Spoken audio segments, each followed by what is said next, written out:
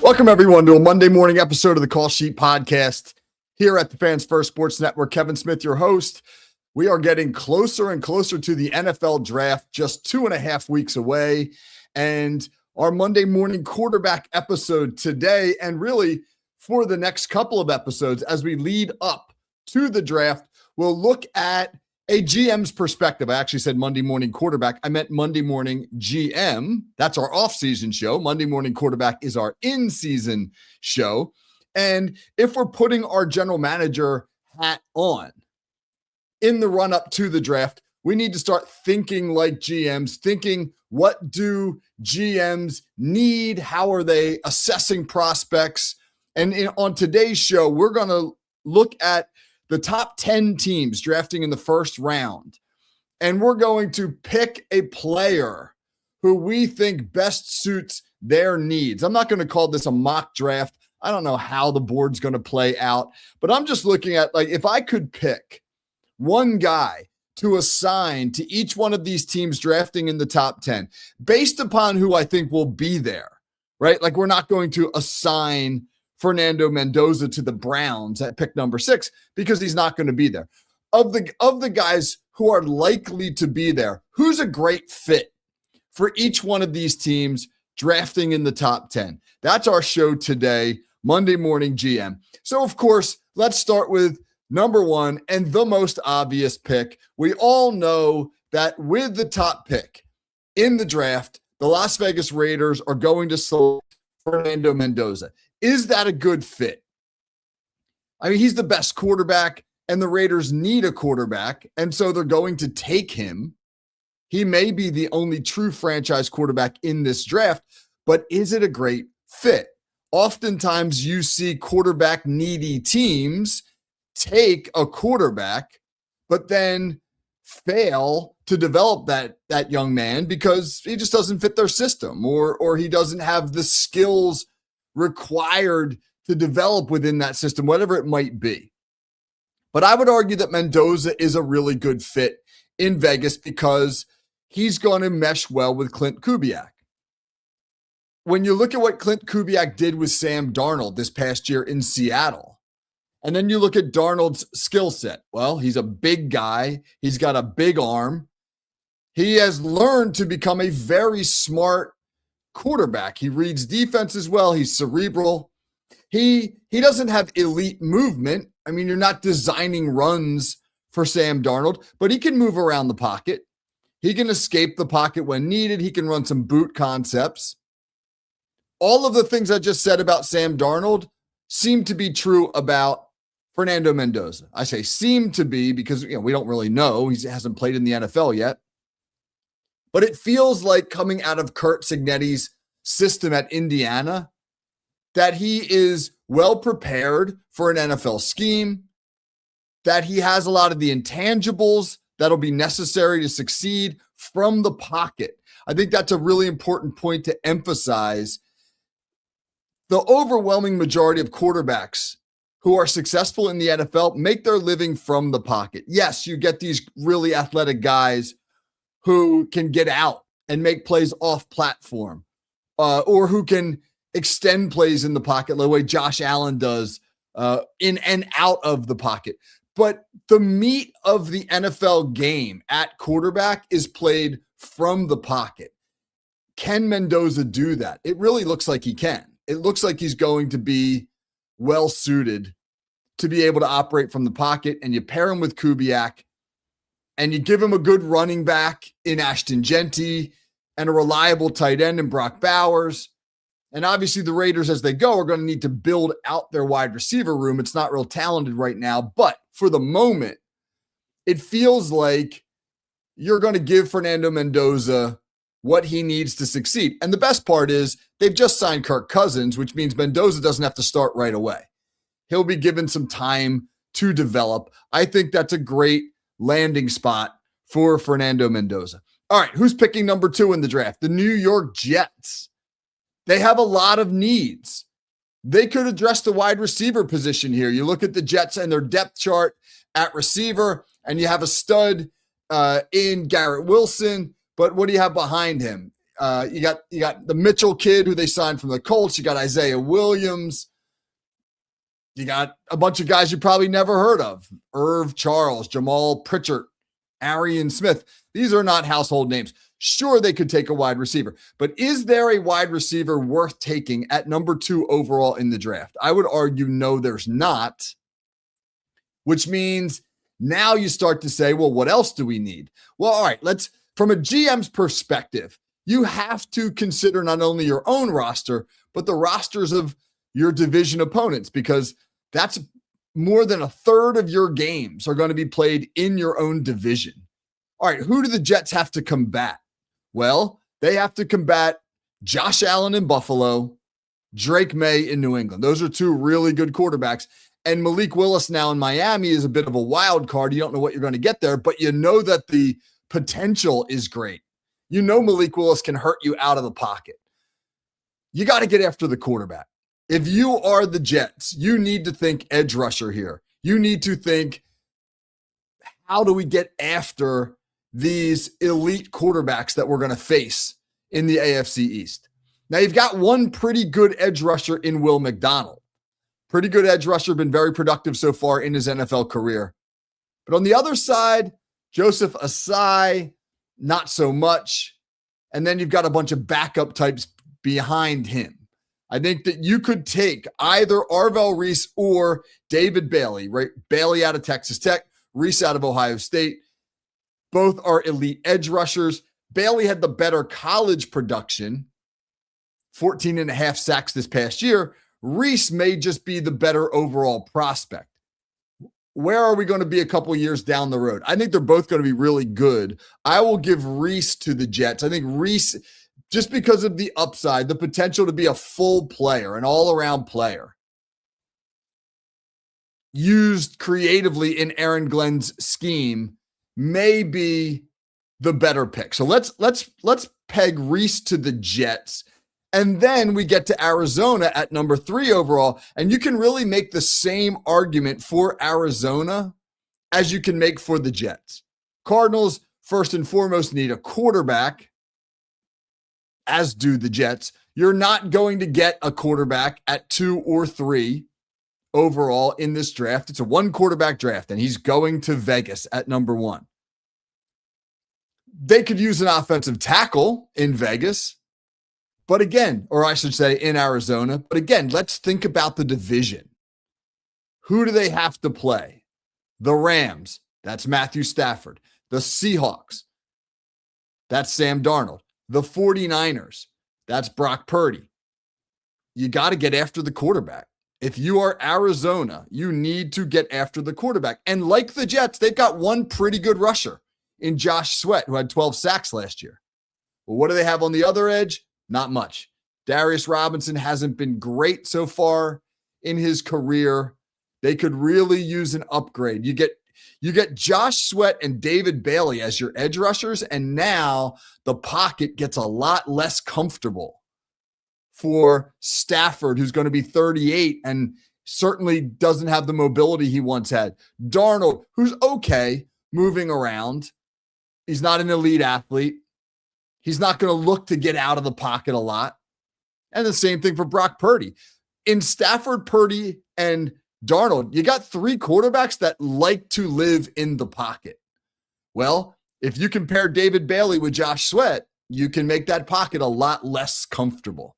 So let's peg Bailey to the Cardinals. All right, number 4 overall. This is where I think it really gets interesting, because the Titans, who picked number 4, could go a lot of different directions. They need talent, particularly on the offensive side of the ball. Could they go wide receiver? They could. Again, is there a guy worth drafting at number 4? Maybe not. Maybe you could take Carnell Tate, arguably the top receiver in the draft here.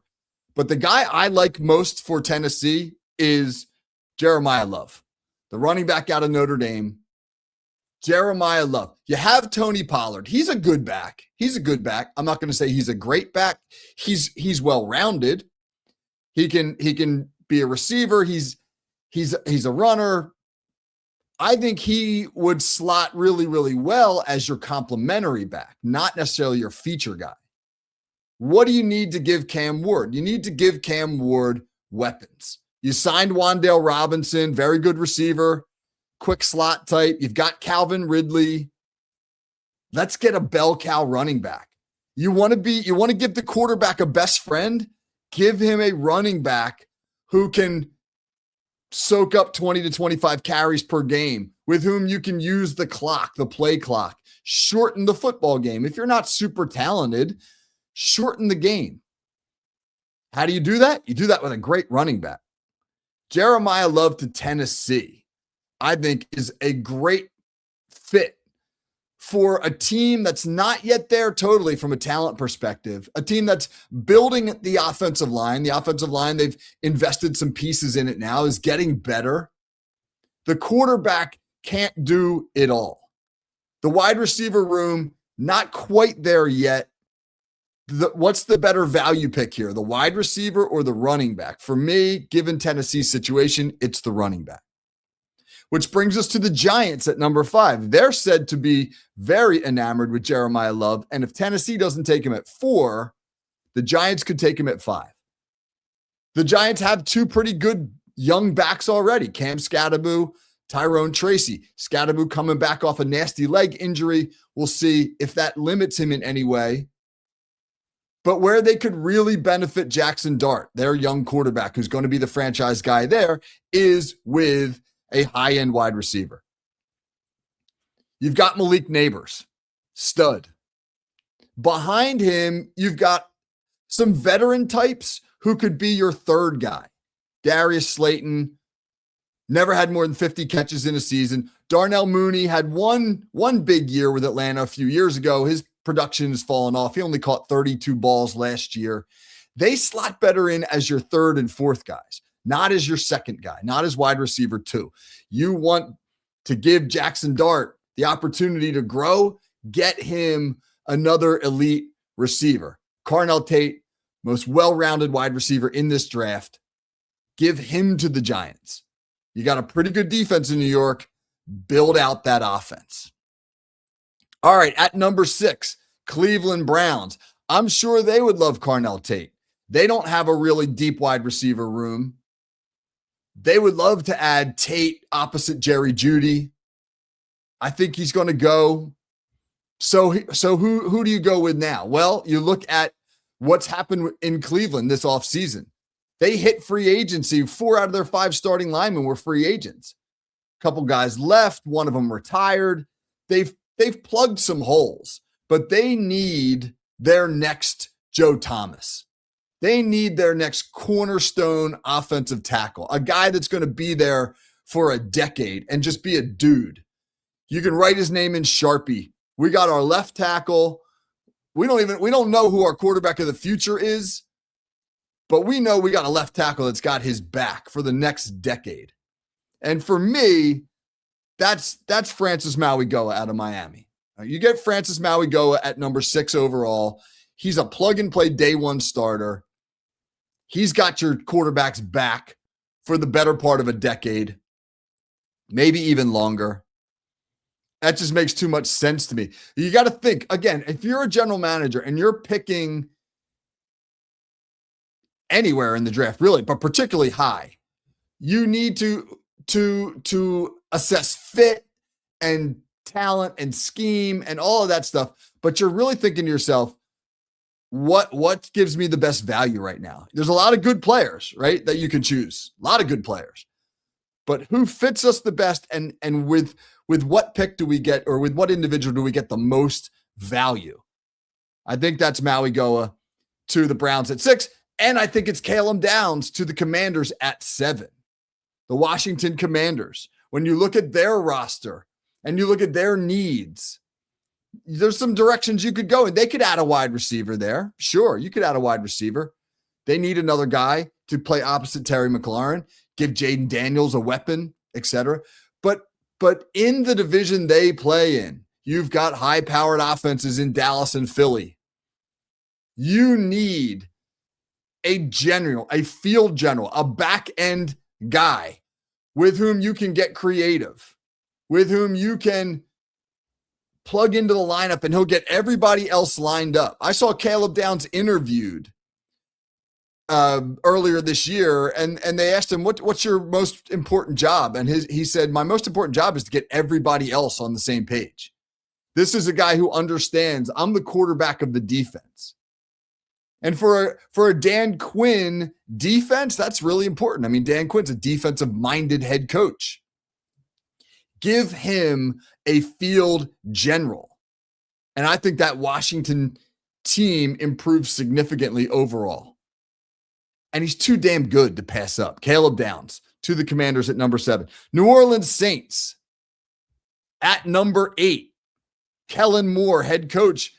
First year there last year, they did surprisingly well. They only won 6 games, but they were surprisingly competitive. And most importantly, they appear to have identified their franchise guy at quarterback, Tyler Shuck, who started the year on the bench, eventually overtook Spencer Rattler as QB1 and played some darn good football down the stretch for the Saints. It looks like they have their guy.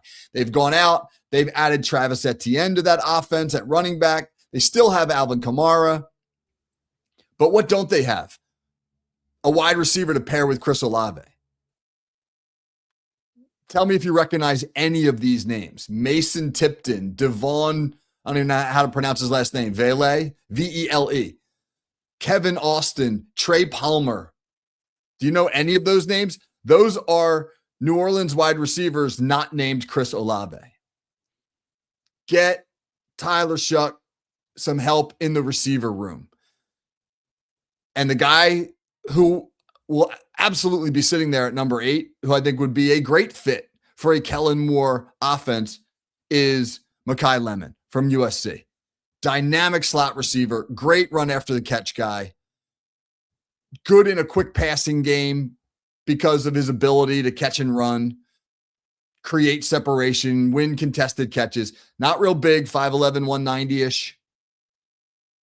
Can he play outside? I'm not sure. But man, he is a made for the NFL slot receiver. Let's go Makai Lemon to the Saints. That gets us to one of the most interesting teams in the draft, the Kansas City Chiefs, who are picking at number 9 overall. Kansas City's been picking at the back end of the first round for the better part of a decade, but coming off of a 6-11 season, Patrick Mahomes with that bad injury right at the end of the year, they have the opportunity to pick pretty high. Jason Kelce is coming back, or Travis Kelce, I should say, is coming back for what will probably be a final year at age 37. Man, you got a great opportunity to draft his successor at number 9 overall in Kenyon Sadiq, the tight end out of Oregon, who at 6'3", 240 ran sub 4.4 in the 40 at the combine, who, when the ball is in his hands, looks like a running back, who can line up out wide in the slot as an attached tight end, as an H-back type, as a wildcat quarterback. They used him at Oregon. He can go just about anywhere you want him to go in the offensive formation. And what better system to put him in than Kansas City's? Andy Reid, creative as it gets, paired up now with Eric Bieniemy again, another creative offensive mind. I think Kenyon Sadiq would be a dangerous weapon in the Kansas City offense as they move him around and create mismatches and create misdirection and all sorts of unique ways to find him and get the football in his hands. That makes too much sense. And we'll round out the top 10 with the Cincinnati Bengals, who need all sorts of defensive help. They surrendered the 5th most points in the NFL last year in a single season. They surrendered the most points in the NFL last year. The 5th most points in NFL history is what I meant to say. That is a historically bad defense in Cincinnati. They need defensive help. They just parted ways with Trey Hendrickson. They need somebody to plug in. Yes, they drafted an edge rusher with their first pick last year in Shamar Stewart. It didn't go well. He had a terrible rookie year. Now, can they get more out of him? I would think that if you're the Bengals, you believe so, but you can't rely on him either. Draft Ruben Bain, who is a monster coming off the edge, who is a physical, strong, high motor, highly productive edge rusher out of the University of Miami. Ruben Bain feels like he's pro ready. He feels like a guy who isn't going to be a miss. I mean, Shamar Stewart, that whole thing was weird. You know, his college production wasn't great. He held out as a rookie. Nobody holds out anymore. It just got off to a terrible start. Draft somebody you know you can count on. To me, Ruben Bain is a safe pick and a necessary pick for the Bengals. So to recap, let's give Mendoza to Vegas. Let's give Arvell Reese to the Jets, David Bailey to Arizona, Jeremiah Love to Tennessee, Carnell Tate to the Giants, Francis Mauigoa to the Browns, Caleb Downs to Washington, Makai Lemon to New Orleans, Kenyon Sadiq to Kansas City, and Ruben Bain to the Cincinnati Bengals. We'll check back in 2.5 weeks and see, where did any of these guys go to the teams? We know Mendoza's going to Vegas. Did any of these other guys go to the teams that we just pegged them to? How did we do here on Monday Morning GM, playing that GM role? All right, that is our Monday show. Join us Wednesday. We won't have a Friday show this week. We're taking a little family vacay, heading down to the Keys, get out of this cold, nasty Northeast weather, and hopefully we'll get some better weather down in the Keys. But we will have our Wednesday show. Join us then. Until then, hope everybody has a great day. Be well.